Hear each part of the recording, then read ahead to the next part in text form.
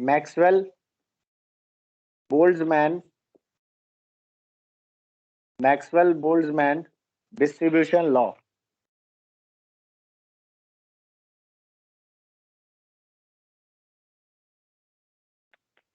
Maxwell Boltzmann distribution law of molecular speed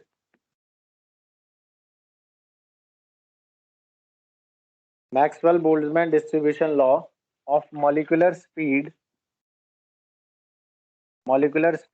of gas। तो basically हमने पढ़ना है मैक्सवेल बोल्ट्जमैन डिस्ट्रीब्यूशन लॉ। इसके लिए किस चीज को डिस्ट्रीब्यूट कर रहा है बच्चे? ये डिस्ट्रीब्यूशन कर रहा है गैस के मॉलिक्यूल्स की स्पीड को।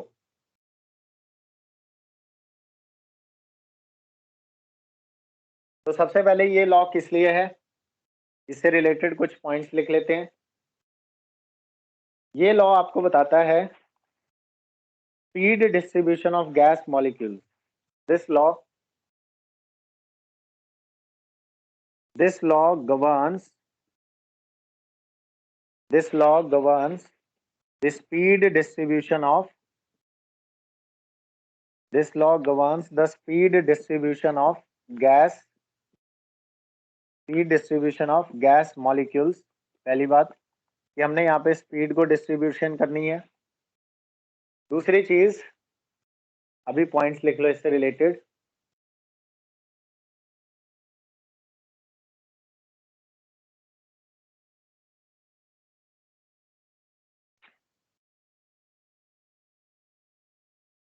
ये लॉ हमें क्या बताता है? This law tells us that how many molecules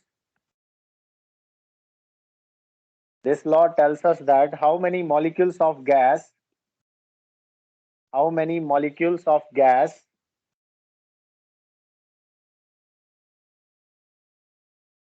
are lying in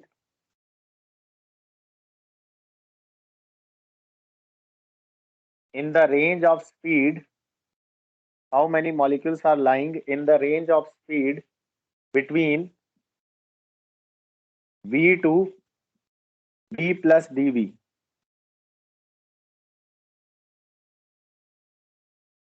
मतलब ये लॉ हमें बताएगा कि कितने नंबर ऑफ मॉलिक्यूल्स स्पीड की इस पर्टिकुलर रेंज के बीच में आते हैं। मतलब हम लोग एक particular range of speed decide करेंगे। जैसे कि हम लोग कह सकते हैं कि बच्चे 5 से लेकर 5.5 के बीच में, 5 to 5.5 मान लो। ऐसे रैंडम एग्जांपल के लिए जैसे मैंने कहा कि मान लो बच्चे v की वैल्यू है 5 मीटर पर सेकेंड। मान लो v की वैल्यू 5 मीटर पर सेकेंड है और मान लो dv जो चेंज आ रहा है वेलोसिटी में उसकी वैल्यू मान लो 0.5 मीटर पर सेकेंड। तो अब हम लोग ये चेक करेंगे कि ये हो गया 5, तो ये 5 प्लस 0.5 बन गया 5.5। तो अगर मैं आपसे पूछूं कि 5 से लेकर 5.5 मीटर पर सेकेंड के बीच में कितने मॉलिक्यूल्स हैं गैस के जिनकी स्पीड इस रेंज में आती है, तो ये चीज हमें कौन बताएगा? ये चीज हमें बताएगा Maxwell Boltzmann distribution law. That means how many molecules are lying in between a particular range of speed. Yes और नो बच्चों, मेरी बात समझ आ रही है आपको? क्या बताएगा मैक्सवेल बोल्ट्जमैन डिस्ट्रीब्यूशन लॉ कि कितने मॉलिक्यूल्स इस पर्टिकुलर रेंज ऑफ स्पीड में आएंगे। यहाँ पे लिख लो, this law tells us that how many molecules of gas are lying in the given range of speed. In the given, यहाँ गिवन वर्ड लगा लेना। How many molecules of gas are lying in the given range of speed between this to this. जैसे मैंने example लिया कि कितने molecules 5 और 5.5, कितने मॉलिक्यूल्स की स्पीड जो है वो इस रेंज में आएगी। How many molecules are there, ये हमको मैक्सवेल बोल्ट्जमैन डिस्ट्रीब्यूशन लॉ बताता है। बताओ बच्चों, इतनी बात समझ आ रही है सबको? ये लॉ हमें क्या बताएगा? Yes.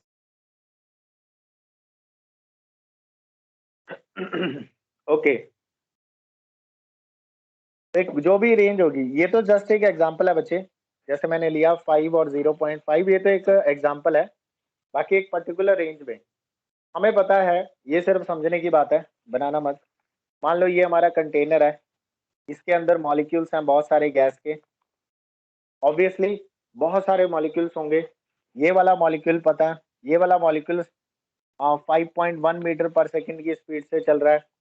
मान लो ये वाला मॉलिक्यूल जो है ये 5.3 मीटर पर सेकंड की स्पीड से चल रहा है। मान लो बच्चे ये वाला मॉलिक्यूल जो है ये 5.6 मीटर पर सेकंड की स्पीड से चल रहा है। ये वाला मॉलिक्यूल 10 की स्पीड से चल रहा है। ये वाला मॉलिक्यूल 11 की स्पीड से चल रहा है। ये वाला 12, और ऐसे ही पता नहीं कितने सारे मॉलिक्यूल्स हैं जो अलग अलग स्पीड से ट्रेवल कर रहे हैं। कोई 6 मीटर पर सेकंड की स्पीड से, कोई 7 मीटर पर सेकंड की स्पीड से। मान लो इस कंटेनर के अंदर टोटल 1000 मॉलिक्यूल्स हैं। मान लो इस कंटेनर के अंदर टोटल 1000 मॉलिक्यूल्स हैं, 1000 molecules. Out of these 1000 molecules, how many molecules are in between this range. मान लो ये है गिवन रेंज 5 से 5.5। तो काउंट करते हैं, एक तो ये हो गया, नहीं नहीं ये नहीं, ये ज्यादा है 5.5 से। एक तो ये हो गया 5.1, एक ये हो गया 5.3। ऐसे ही बच्चे मान लो कि यहाँ कोई है, और ऐसे 4-5 मॉलिक्यूल्स ऐसे हैं जिनकी स्पीड इस रेंज में आती है। तो बच्चे out of 1000 molecules we have 4 molecules, we have 4 molecules out of 1000 molecule. 1000 में से 4 मॉलिक्यूल्स ऐसे हैं जिनकी स्पीड इस रेंज में आती है। तो बच्चे ये जो फ्रैक्शन है, ये हमने फ्रैक्शन कैलकुलेट की है कि how many molecules are lying in between this range. This fraction is called probability. इसी को तो प्रोबेबिलिटी कहते हैं। देखो एक्यूरेसी के साथ कोई नहीं बताता, मैक्सवेल बोल्ट्जमैन डिस्ट्रीब्यूशन लॉ भी सिर्फ प्रोबेबिलिटी बताता है कि ज्यादातर प्रोबेबिलिटी है कि इस रेंज में आने वाले, इस रेंज में आने वाले नंबर ऑफ मॉलिक्यूल्स होंगे, उसकी प्रोबेबिलिटी है 4/1000। इस फ्रैक्शन को बोलते हैं। प्रोबेबिलिटी आपको सबको पता होगा। नंबर ऑफ फेवरेबल आउटकम्स, अभी हमारे फेवर में कितने हैं? फेवर में वो हैं जो इस रेंज में आएंगे, वो है 4। टोटल नंबर ऑफ आउटकम्स कितने हैं? टोटल नंबर ऑफ मॉलिक्यूल्स कितने हैं? 1000। तो फेवरेबल डिवाइडेड बाय टोटल, इसको क्या कहते हो? इसको प्रोबेबिलिटी कहते हैं। तो मैक्सवेल बोल्ट्जमैन डिस्ट्रीब्यूशन लॉ हमें बताएगा कि how many fraction of molecules, what is the probability कि मॉलिक्यूल्स की स्पीड इस रेंज में आती है। Are you getting my point? ये तो एक एग्जांपल है रैंडम, ये तो वैसे ही बताया। समझ आ रहा है बच्चों? Yes sir. बाकी सारे कहाँ गए? उनको नहीं आ रहा? सर ये स्पीड की रेंज कोई भी हो सकती है? हाँ कोई भी हो सकती है बच्चे। हर पर्टिकुलर रेंज ऑफ स्पीड के लिए उसने रिसर्च की है कि इतने से इतने के बीच में। आपको बस यहाँ वैल्यूज अकॉर्डिंगली पुट करनी है, आपको पता चल जाएगा कि उस रेंज में कितने मॉलिक्यूल्स आते हैं। कितने तो नहीं पता चलेंगे, एटलीस्ट ये पता चल जाएगा कि प्रोबेबिलिटी क्या है। प्रोबेबिलिटी मतलब आपको उस फ्रैक्शन की वैल्यू मिल जाएगी जो हमने कैलकुलेट करनी है। मतलब जो हमने अभी कैलकुलेट की ना कि how many fraction of molecules. Fraction कैसे निकलेगी बच्चे? फ्रैक्शन निकालने का सिंपल सा फंडा क्या है? कितने आपके फेवर में हैं, यानी हाउ मेनी मॉलिक्यूल्स इस रेंज में आते हैं जो गिवन रेंज है, divided by total number of molecules. इसको कहते हैं fraction of molecules, fraction of molecules. तो आपको वो एक प्रोबेबिलिटी बताएगा कि how many, what is the probability कि कितने number of molecules, how many molecules are in between this range of speed. यानी वो नंबर ऑफ मॉलिक्यूल और स्पीड को रिलेट कर रहा है। इन शॉर्ट बोले, this law relates, this law relates probability of, अच्छा ऐसे लिखते हैं, this law relates probability distribution function, this law relates probability distribution function with with the speed। मान लो स्पीड है v और प्रोबेबिलिटी डिस्ट्रीब्यूशन फंक्शन को हम लोग लिखते हैं F V, that is function in terms of V. ये लॉ रिलेट करता है प्रोबेबिलिटी डिस्ट्रीब्यूशन फंक्शन को किसके साथ, स्पीड के साथ। अब ये प्रोबेबिलिटी डिस्ट्रीब्यूशन फंक्शन क्या है ये भी लिख लो। प्रोबेबिलिटी डिस्ट्रीब्यूशन फंक्शन से हमारा क्या मतलब है,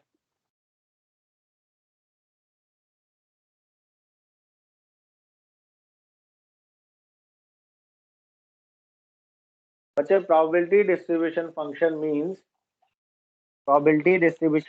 means fraction of molecules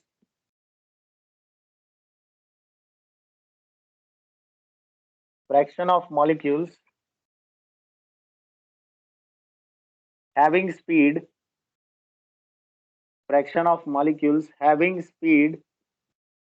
in the given range,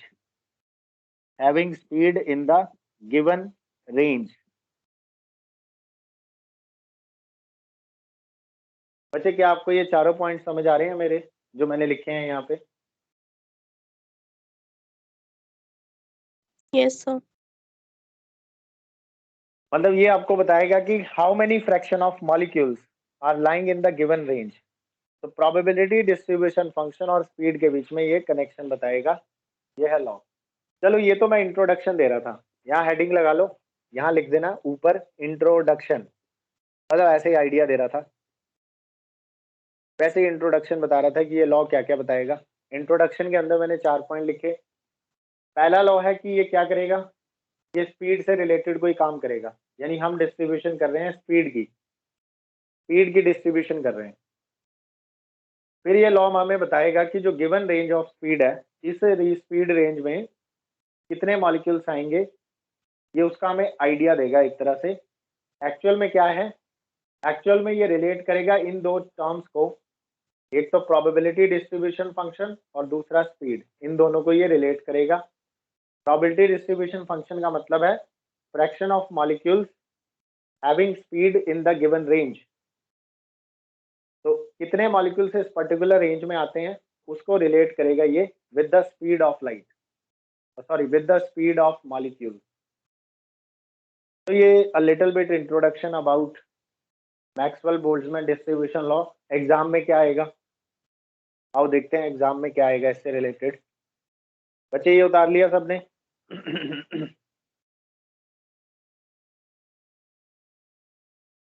yes sir. Okay,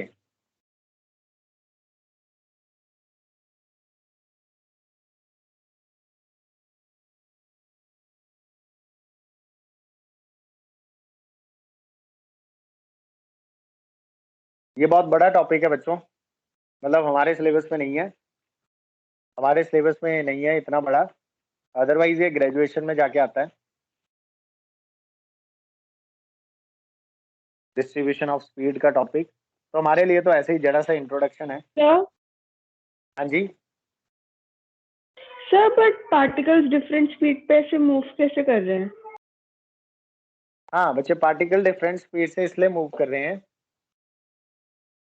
क्योंकि आपको पता है ना, काइनेटिक थ्योरी ऑफ गैस में हमने कहा था कि कंटेनर के अंदर जो पार्टिकल्स हैं, कंटेनर के अंदर जो पार्टिकल्स हैं बच्चे, they are randomly moving in different directions, collisions करते रहते हैं। जैसे ये आया, इसके साथ कोलाइड किया, तो अगर इसकी स्पीड v1 है, इसकी स्पीड v2 है, तो ये सब अलग अलग स्पीड से ट्रेवल कर रहे होंगे ना इधर उधर, कोई इस तरफ जा रहा है, कोई उस तरफ जा रहा है। They are moving with different speeds here and there, yes और नो? रैंडमली मूविंग है, और ये जरूरी तो नहीं है कि हर मॉलिक्यूल की स्पीड एक जैसी हो, सभी मॉलिक्यूल सेम स्पीड से तो नहीं करेंगे ना travel, they are travelling with different speeds.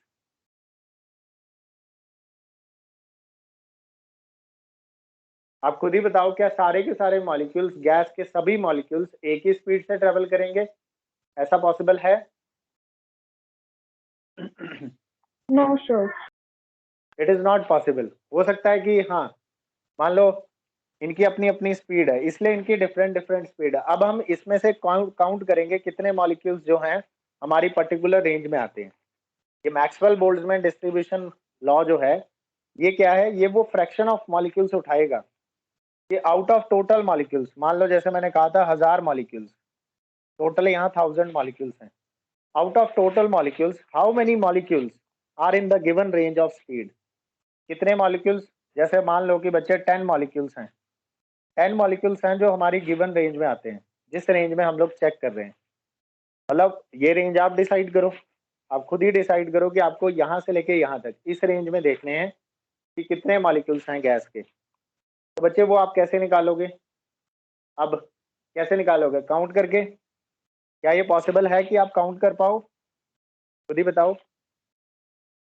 Gas के मॉलिक्यूल्स नहीं, पॉसिबल ही नहीं है। यस यू आर राइट, ये पॉसिबल ही नहीं है। बट हाँ, मतलब तो वही है, मतलब वही है कि अगर आप सपोज करो कि if it is possible to count, और आपने काउंट कर लिए कि 10 मॉलिक्यूल्स हैं ऐसे, तो आपको आंसर मिलेगा 10/1000, दैट इज 1/100। तो how many fraction of molecules, ये आपके एफ की वैल्यू है, ये आपके फ्रैक्शन की वैल्यू है, यानी 1/100 मॉलिक्यूल्स जो हैं वो उस रेंज में आते हैं जो रेंज आपने डिसाइड की। अब ये डायरेक्ट तो नहीं निकाल सकते, तो इसके लिए ये जो है दो बंदे, मैक्सवेल और बोल्ट्जमैन, इन्होंने क्या किया, इन्होंने बहुत ज़्यादा मैथमेटिकल कैलकुलेशंस के बाद एक लॉ निकाला, एक फार्मूला निकाला, जिससे आपको इसकी वैल्यू मिल जाएगी डायरेक्टली। ऑब्वियसली वो उनकी वो रिसर्चर्स हैं, उन्होंने अपनी तरफ से बहुत ज़्यादा रिसर्च करके ये प्रोबेबिलिटी कैलकुलेट की होगी, प्रोबेबिलिटी बोले तो ये फ्रैक्शन की वैल्यू कैलकुलेट की होगी, समहाउ एक फार्मूला निकाला उन्होंने, not because of this part की उन्होंने अलग अलग काउंट करके देखा थ्योरेटिकल कैलकुलेशन से, और आपको वो मैथमेटिकल फार्मूला डायरेक्ट लर्न करना है, समझे आप? पर मतलब पता होना चाहिए कि वो दे क्या रहा है, that is giving us fraction of molecules, that is giving us fraction of molecules in the given range of speed. ठीक है बच्चे, इज इट क्लियर सबको? हाँ, यस सर। चलो एग्जाम में कैसा आएगा क्वेश्चन पहले ये देख लो, क्योंकि सबसे बड़ा सवाल तो यही होता है बच्चों का, क्वेश्चन कैसा आएगा।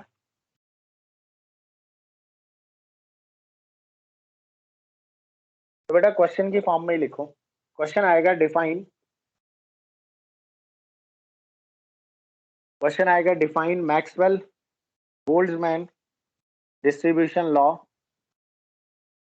Define Maxwell Boltzmann distribution law of molecular speeds,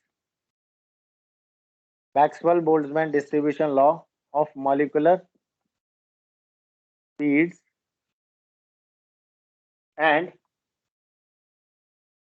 and draw a graph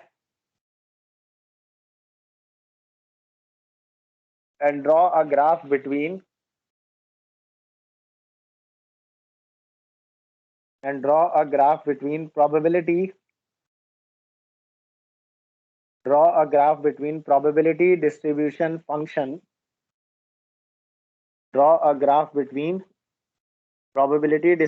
function, fv and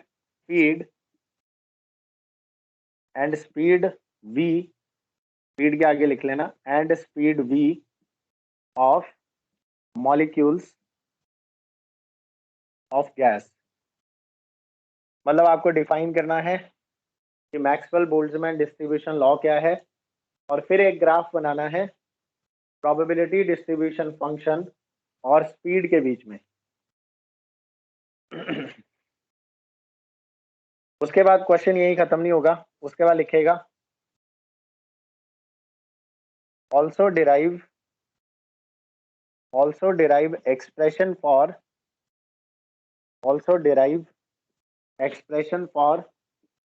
root mean square speed, also derive expression for root mean square speed on the basis of Maxwell Boltzmann distribution law, on the basis of Maxwell Boltzmann distribution law। तो बच्चे इस तरह से आएगा आपको ये question. Sir second line में क्या लिखा है डिस्ट्रीब्यूशन के बाद? सेकेंड लाइन में लिखा है draw a graph between probability distribution function F V, probability distribution function, probability distribution function FV and speed of molecules of gas. उसके बाद लिखा है also derive expression for root mean square speed on the basis of this law, Maxwell-Boltzmann law.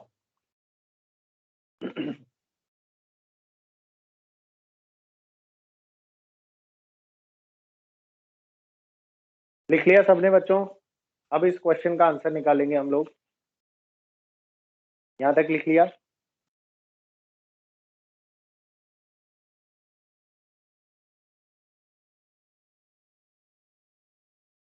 अब जरा देखो कि कितने, अब इनके आप ना इनके काम को जरा एक बार अगर आप फील करते हो, समझते हो कि इन्होंने कितना बड़ा काम किया है।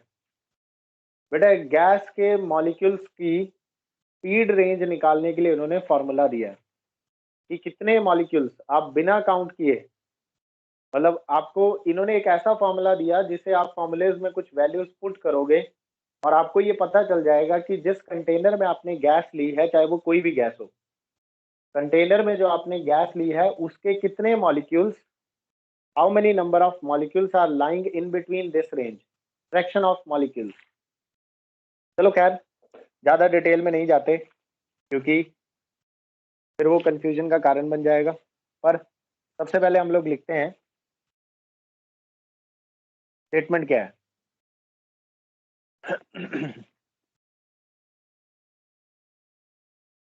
तो बच्चे लिखो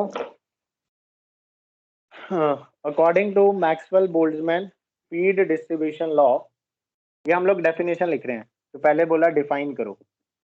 according to Maxwell Boltzmann speed distribution law, according to Maxwell-Boltzmann speed distribution law, the fraction of molecules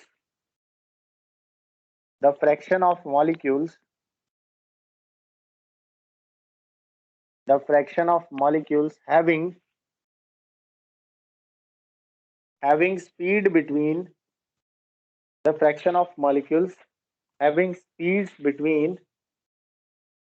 speeds between v and v plus dv is given by ये जो मैं अभी मैथमेटिकल फंक्शन लिखूंगा इसकी डेरिवेशन नहीं है, हमें बस ये डायरेक्ट लर्न करना है। F B is equal to, ये क्या है बच्चे, ये वो फ्रैक्शन है, it is equal to 4 pi into m divided by 2 pi into r into T whole power 3/2 into v square into e raise to power, e होता है बच्चे एक्सपोनेंशियल फंक्शन, ई होता है एक्सपोनेंशियल फंक्शन, तो e raise to power minus m v square divided by 2RT, ये power में है, ई की पावर में है, ई क्या है, एक्सपोनेंशियल फंक्शन है। ये जो लंबा सा एक्सप्रेशन है इसको हम लोग कहते हैं Maxwell Boltzmann distribution law of molecular speed. यहाँ पर बच्चे कैपिटल एम क्या है, लिख लेना कैपिटल एम क्या है। Capital M is molecular mass of gas, gas का मोलर मास है, molecular mass of gas, and T is the temperature, absolute temperature of gas. T is the absolute temperature of gas. तो ये आपके पास बच्चे choice नहीं है, आपको ये फॉर्मूला डायरेक्ट लर्न करना है, क्योंकि जिसने ये निकाला उन्होंने तो बहुत रिसर्च करने के बाद ये एक फॉर्मूला निकाला। इस फॉर्मूले से हमें डायरेक्टली पता चल जाएगा कि कितने नंबर ऑफ मॉलिक्यूल्स इस रेंज में आते हैं, V से V प्लस DV रेंज में। How many molecules are lying in between this range. अच्छा ये जो रेंज है ये बहुत छोटी रेंज है, ध्यान से सुनो मेरी बात, ये V है और ये है V प्लस DV, ये DV आपको पता है बहुत छोटी सी वैल्यू होती है। अगर ये बच्चे 5 है तो ये 5.000012 ऐसा कुछ होएगा, मतलब 5 प्लस 0.000012 ऐसा कुछ, यानी ये जो रेंज है ये बहुत छोटी रेंज है। और अगर आप इस रेंज को नेग्लेक्ट कर दें तो आपको अप्रॉक्सीमेटली पता भी चल जाएगा कि अप्रॉक्सीमेटली आप ये कह सकते हो कि 5 की स्पीड पर कितने फ्रैक्शन वाले मॉलिक्यूल्स हैं। यानी आप ये भी कह सकते हो कि ऑन एन एवरेज यहाँ अगर मैं v की वैल्यू 5 रख दूँ, यहाँ बच्चे अगर मैं v की वैल्यू 5 रख दूँ तो आप अप्रॉक्सीमेटली कह सकते हैं कि जो मैंने गैस ली है उस गैस में कितने मॉलिक्यूल्स हैं जिनकी स्पीड 5 मीटर पर सेकेंड है। वो आप इस फॉर्मूला में v की जगह 5 रखो, आपको अप्रॉक्सीमेट आंसर मिल जाएगा कि इतने प्रोबेबिलिटी या इतने मॉलिक्यूल्स जो हैं उसकी स्पीड 5 मीटर पर सेकेंड है। आप कोई और वैल्यू रख दो बच्चे, यहाँ पे 7 रख दी सपोज आपने, तो आपको पता चल जाएगा कि उस कंटेनर में जो मॉलिक्यूल्स हैं गैस के उनमें से कितने नंबर ऑफ मॉलिक्यूल की स्पीड 7 मीटर पर सेकेंड है। आपको इस फॉर्मूले की इंपॉर्टेंस समझ आ रही है बच्चों, यस और नो?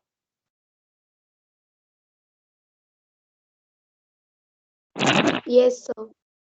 मतलब without going into that physical calculations कि हम एक्सपेरिमेंट करें, एक एक मॉलिक्यूल की स्पीड को कैलकुलेट करें और फिर अपना आंसर निकालें। इन बंदों ने हमें एक सीधा फॉर्मूला दे दिया, कहते हैं ऐसे निकाल लो।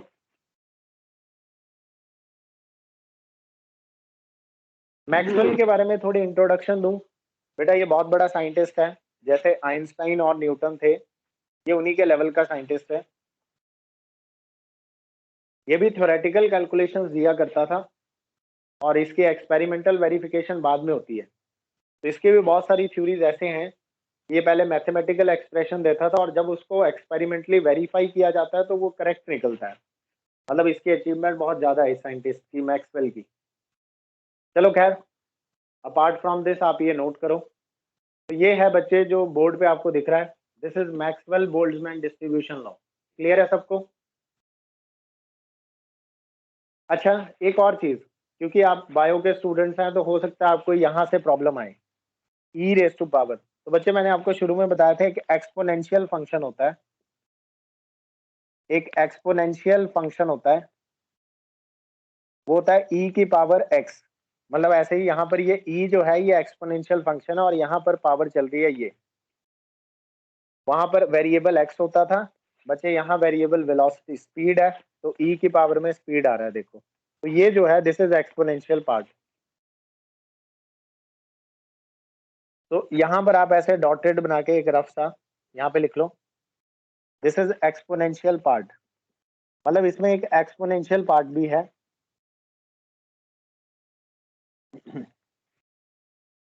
तो दैट कि आपको क्लैरिटी रहे, जो मैथमेटिकल वाले जो बच्चे बायो के हैं उनको नहीं आता होता कई बारी, तो इसलिए मैं ये बता रहा हूँ। नोट हो गया बच्चों? बताओ यस और नो, सबका नोट हो गया? ठीक है, Yes, sir. Yes sir. आओ अब हम, शाबाश, अब हमने बनाना है बच्चे ग्राफ। डेफिनेशन हो गई, उसके बाद आपको बोलेगा ग्राफ बनाओ। ग्राफ किसके और किसके बीच में? ग्राफ बनाना है इस फंक्शन f के बीच में और इस स्पीड v के बीच में, graph between f and v। अब आपके सामने इक्वेशन है, बस इस इक्वेशन को देख के ग्राफ बनाना है आपको। कितना आसान है, इक्वेशन को देख के ग्राफ बनाना कितना आसान होता है। पर प्रॉब्लम ये है ना, हमारे लिए इक्वेशन इतनी आसान नहीं है। अगर मैं आपको बोलूं बच्चों इस इक्वेशन का ग्राफ बनाओ, y is equal to 3x plus 7, आपने झट से बना लेना है, बना लोगे ना? Yes, sir. इक्वेशन का आपने 2 मिनट लगाने हैं, x की वैल्यू रखोगे 1, y की वैल्यू निकालोगे कुछ भी निकल जाएगी, 3 7 प्लस 3 10 आ जाएगी। तो आप बोलोगे 1,10 एक प्लॉट कर देता हूँ। ऐसे ही x की वैल्यू रखोगे 2, y की वैल्यू आ जाएगी 6 प्लस 7 13, तो एक पॉइंट प्लॉट कर दोगे 7 2,13 ऐसे करके। और 2 मिनट लगाने हैं, आपने एक x एक्सिस ड्रॉ करना है और एक y एक्सिस ड्रॉ करना है और बना देना है ग्राफ। तो आपको इक्वेशन पता है, उसका ग्राफ बना सकते हो आप। और यही काम हमने अब करना है, ये रही इक्वेशन, ये इस इक्वेशन के बेसिस पर हमने इसका ग्राफ बनाना है। पर प्रॉब्लम क्या है?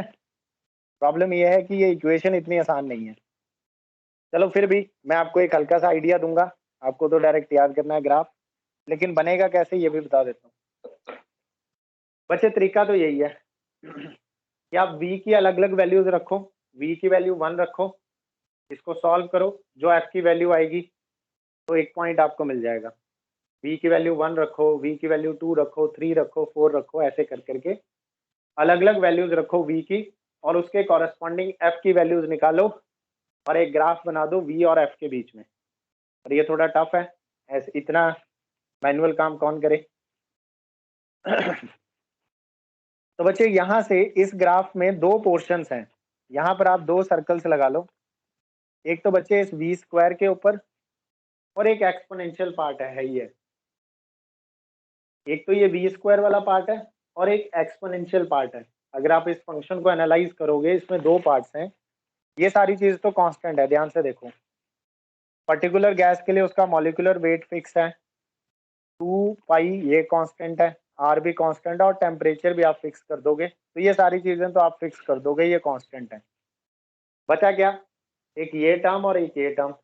ये टर्म वेरिएबल है क्योंकि इसमें v आ रहा है, और ये टर्म भी वेरिएबल है क्योंकि इसमें भी v आ रहा है। तो यहाँ दो टर्म्स हैं, ये टर्म्स डिसाइड करेंगे कि ग्राफ कैसा बनेगा। तो देखते हैं, इनको नाम दे देते हैं। इसको बच्चे आप नाम दे दो अपने रेफरेंस के लिए। Let's say this is term 1 जो v स्क्वायर है, और ये जो दूसरी टर्म है जो एक्सपोनेंशियल पार्ट है, इसको नाम दे दो टर्म 2। दो टर्म्स हैं यहाँ पे, मतलब दो वेरिएबल टर्म्स हैं, एक ही है। अब यहाँ पर ग्राफ बनाने से पहले आप कहीं साइड में एक नोट बना लो। एट लो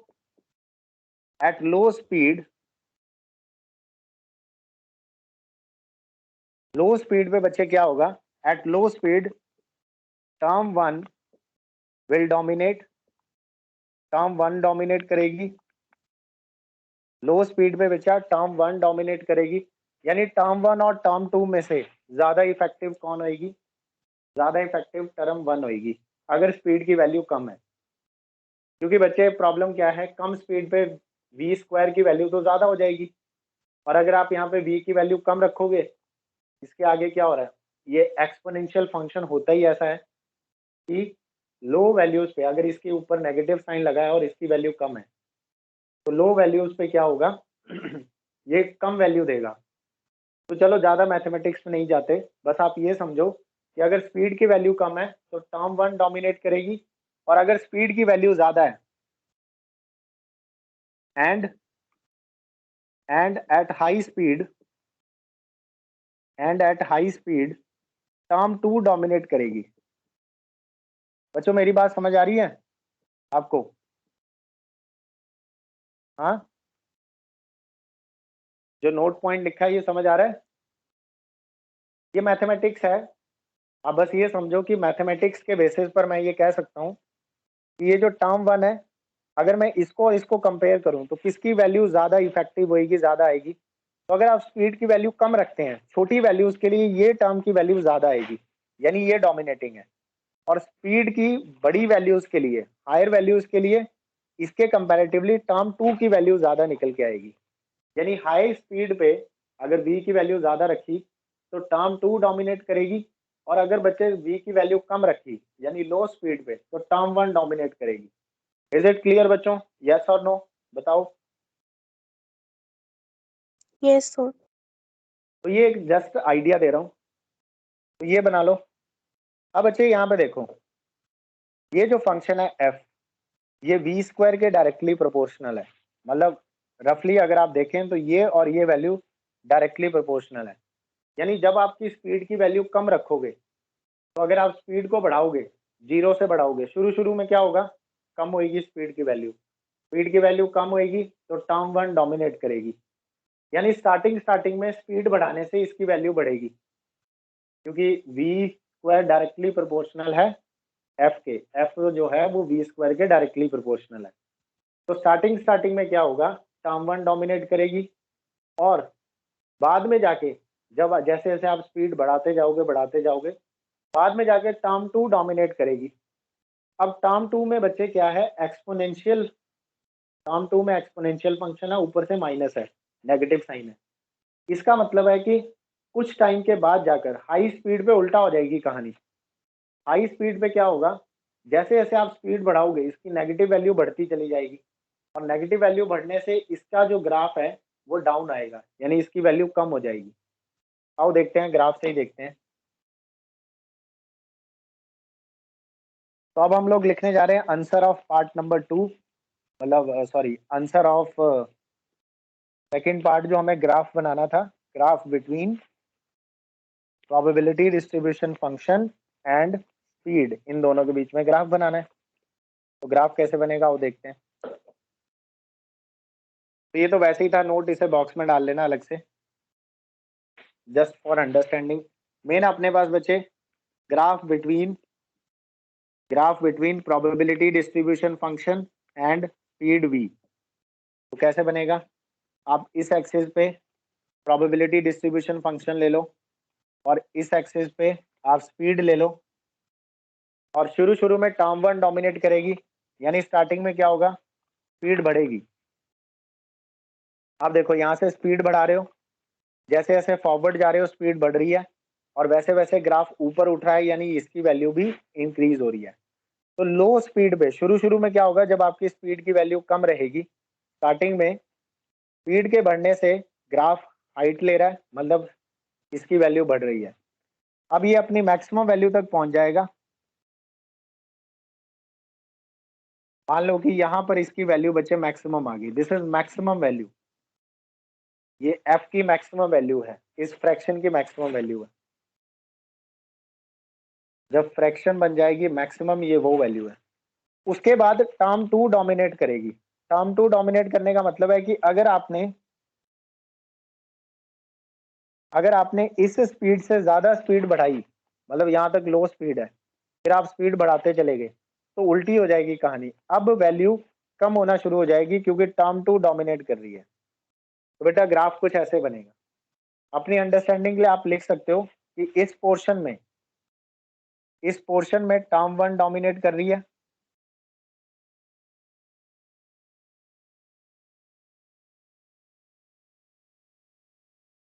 और बच्चे इसके बाद वाले पोर्शन में टर्म 2 डोमिनेट कर रही है, और इसीलिए ग्राफ की शेप ऐसी है। हाँ जी बच्चों, क्लियर है यहाँ तक? Graph between probability distribution function and speed, yes और नो बोलो।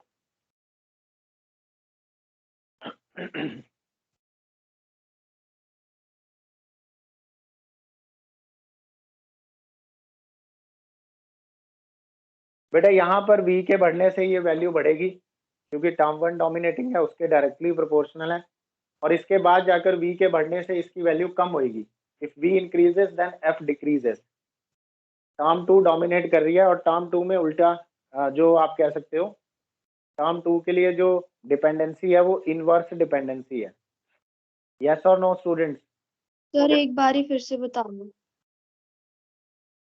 इसके लिए आपको बच्चे ये दो टर्म्स देखनी है, एक तो v स्क्वायर, ये है हमारी टर्म 1, और एक आपको ये टर्म देखनी है exponential term, which is minus m v square by 2 RT, ये टर्म है बच्चे।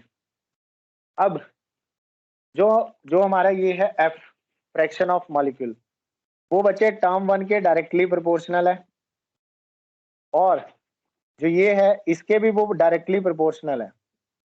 लेकिन यहाँ पर v की वैल्यू बढ़ाओगे तो f की वैल्यू बढ़ेगी। Suppose if you are increasing v, तो f भी इंक्रीज करेगा टर्म 1 के लिए। टर्म 2 में क्या है कि जब आप इस v की वैल्यू बढ़ाओगे, v के आगे लगा हुआ नेगेटिव साइन, नेगेटिव साइन मतलब v के बढ़ाने से इसकी वैल्यू कम होगी। तो बेटा अगर आप यहाँ v की वैल्यू बढ़ाओगे तो f की वैल्यू कम होगी। तो मैं इसलिए कह रहा हूँ कि जब टर्म 1 डोमिनेटिंग है, तो जैसे जैसे v बढ़ रहा है वैसे वैसे f की वैल्यू बढ़ रही है, और जब टर्म 2 डोमिनेट होना शुरू हुई तो v के बढ़ने से, ये देखो v तो आगे ही जा रहा है, ग्राफ तो आगे ही जा रहा है, लेकिन डाउन आ रहा है ग्राफ, मतलब v के इंक्रीज होने से फिर f की वैल्यू कम होती जा रही है। मेरी बात समझ आई? इस वैल्यू के बाद टर्म 2 डोमिनेट Yes, कर रही है, इस वैल्यू से पहले टर्म 1 डोमिनेट कर रही है। फंक्शन ही ऐसा है, मतलब वो जो इक्वेशन है हमारे पास, उस इक्वेशन का अगर ग्राफ बनाए तो वो कुछ इस तरह से आएगा। बेटा ये जो स्पीड है, इस स्पीड को हम लोग कहते हैं मोस्ट प्रोबेबल स्पीड, यहाँ मार्क कर लेना VMP। इस स्पीड को कहते हैं most probable speed, MP।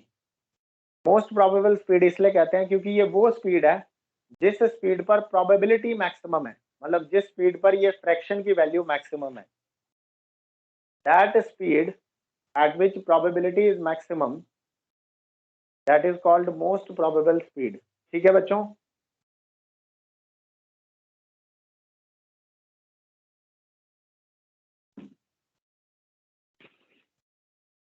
Yes or no students? यहाँ तक समझ आया सबको? ग्राफ कैसे बनाना है ना? तो मुझे पता है कि थोड़ा सा ये नई सी कहानी है, बट ध्यान से देना, इस बात का ध्यान रखना कि मैक्सवेल बोल्ट्जमैन ने क्या दिया हमें, जो लॉ दिया है वो आपको बताएगा कि इस पर्टिकुलर स्पीड रेंज में क्या प्रोबेबिलिटी है, कितने मॉलिक्यूल्स आएंगे, फ्रैक्शन ऑफ मॉलिक्यूल्स कितने आएंगे उस स्पीड रेंज में। फिर जब हमने ग्राफ बनाया फ्रैक्शन ऑफ मॉलिक्यूल्स और स्पीड के बीच में, तो ग्राफ कुछ इस तरह से बन रहा है जैसे मैंने एक्सप्लेन किया। यहाँ तक बच्चे किसी को कोई डाउट?